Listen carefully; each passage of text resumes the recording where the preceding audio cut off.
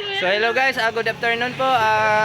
Good afternoon Luzon, Visayas, Mindanao. So handa na ba kayo guys? Ako handa na gumawa ng kabutihan sa ating kapwa. Kaya samahan nyo ako guys, maghahanap tayo ng pasahero at ating mailibre ngayong araw na to. So sila po ni ate ang ating nahanap na pasahero para ilibre natin ngayong araw na to.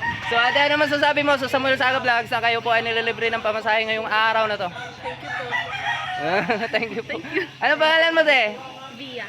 Bia, ikaw po ate? Maika po. So, nag-aaral pa kayo o nagtatrabaho na kayo? Diyan po sa aral po siya. Nag-aaral pa kayo sa WES. So, maganda po yung ginagawa nyo. May boyfriend ba kayo? Wala. Tama po yung ginagawa nyo, te. Mag-aaral muna po kayo ng mabuti para sa inyong kinabukasan. O, di ba? So, wala po kayong babatiin, te. Batiin nyo na yung mga mahal nyo sa buhay. Papa, mama mo. Batiin nyo na. Ay, dala po sa amin. Sige, te. Salamat po. Maraming salamat po. Ingat po kayo. So, shout out pala ako sa aming presidente, Boss Christopher Boss Adri dyan sa West Fairview Toda Association.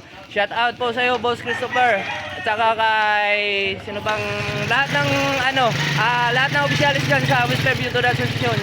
Shout out po sa inyong lahat. So, bye-bye. Okay na po.